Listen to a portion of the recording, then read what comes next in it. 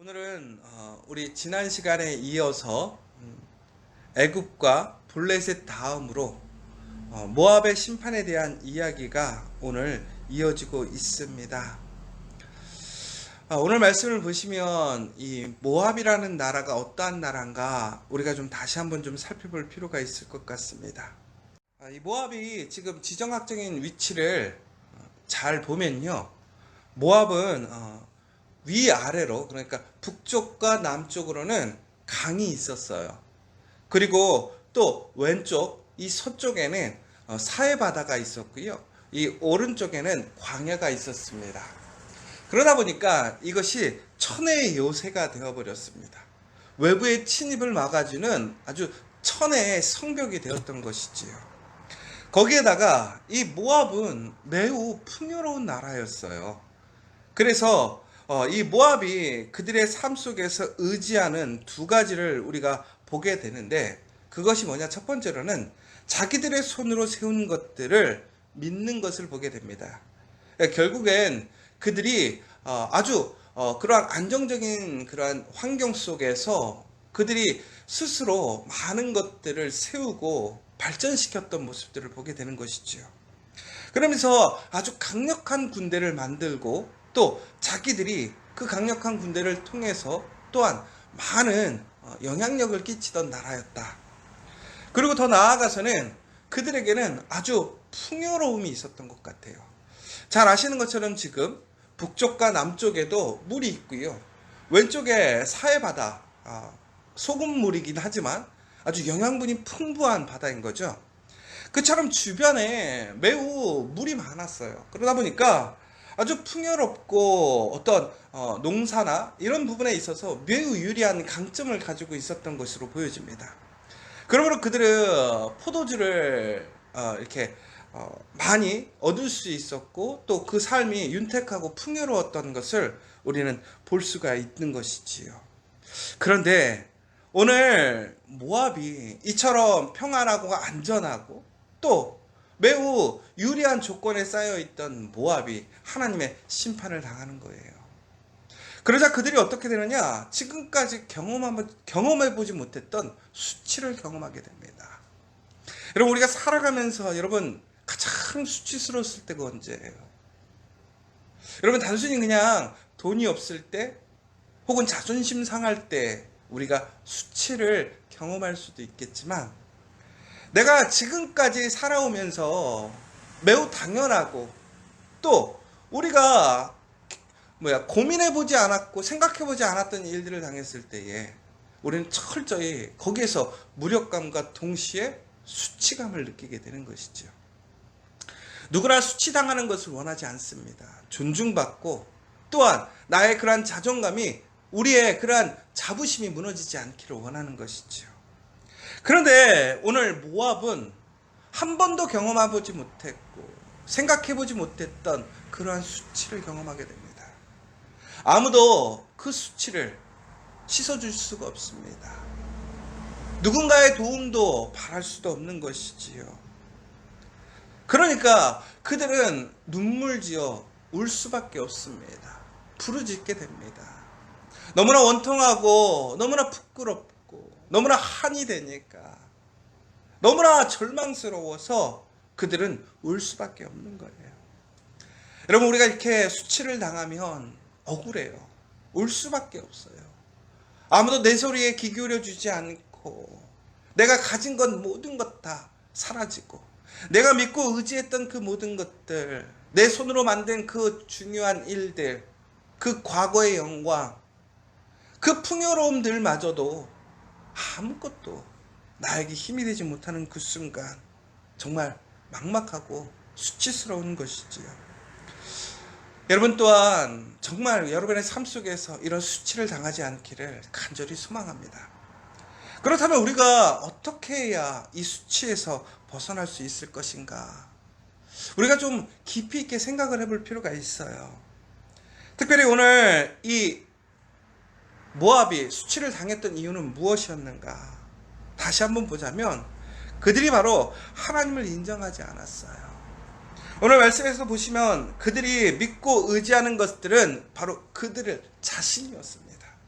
더 나아가 그들에게 많은 것을 주고 또 그들이 누릴 수 있었던 그 풍요로움을 금오스라는 그 우상으로 그들은 혜택을 입고 있다고 생각했어요.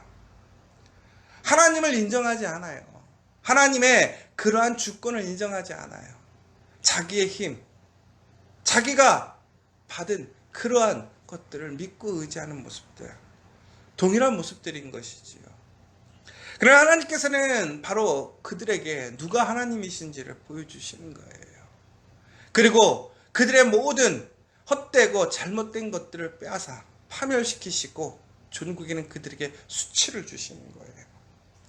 여러분, 근데 그 수치가 얼마나 무서운 거냐면 오늘 이렇게 얘기를 하고 있습니다. 여호와의 일을 게을리하는 자는 저주를 받을 것이요 자기 칼을 금하여 피를 흘리지 아니하는 자도 저주를 받을 것이로다.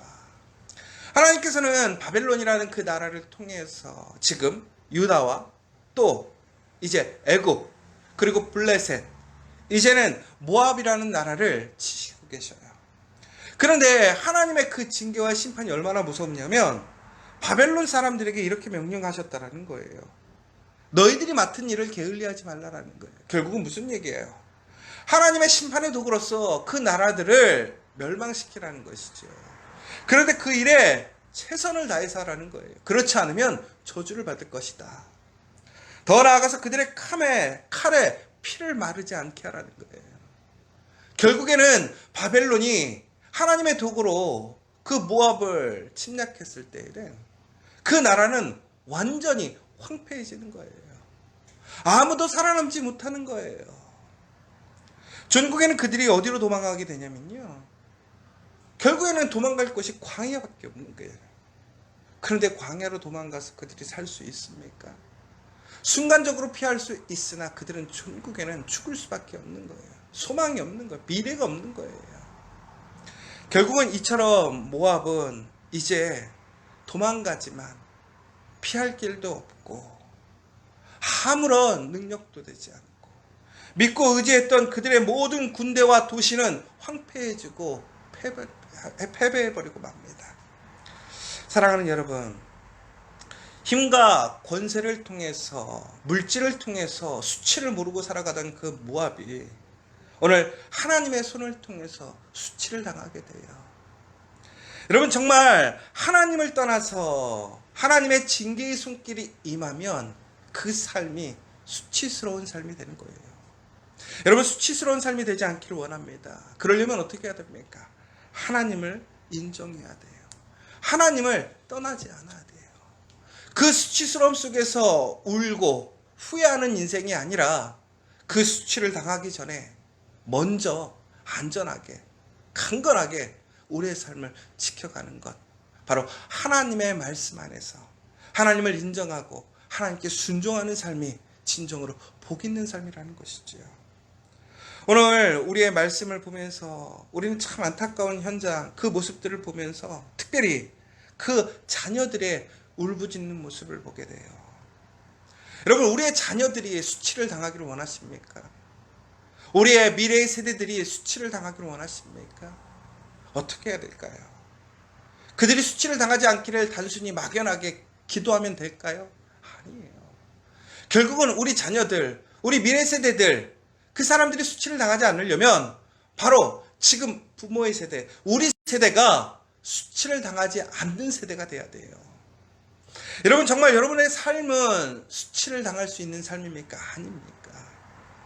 내가 세상에서 물질이 부족하고 내가 유명하지 않고 내가 원하는 일들을 이루지 못했다 할지라도 우리가 하나님의 손에, 하나님의 그 보호하심에, 하나님의 말씀에 살아간다면 우리는 결코 수치를 당하지 않아요. 우리는 압제를 당하거나 우리는 하나님 안에서 정말로 징계를 받지 않아요. 그러나 비록 내가 세상에서 많은 것을 가지고 얻었다 할지라도 내가 하나님 말씀대로 나아가지 못했다면, 그 수치스러운 삶을 내가 살아가게 된다면 천국에는 우리에겐 그것이 임하게 된다라는 것이지요. 사랑하는 여러분, 우리의 삶이 수치당하지 않는 삶이 되기를 원합니다. 우리 커피아 교회의 모든 성도들이 수치당하지 않는 삶이 되기를 원합니다.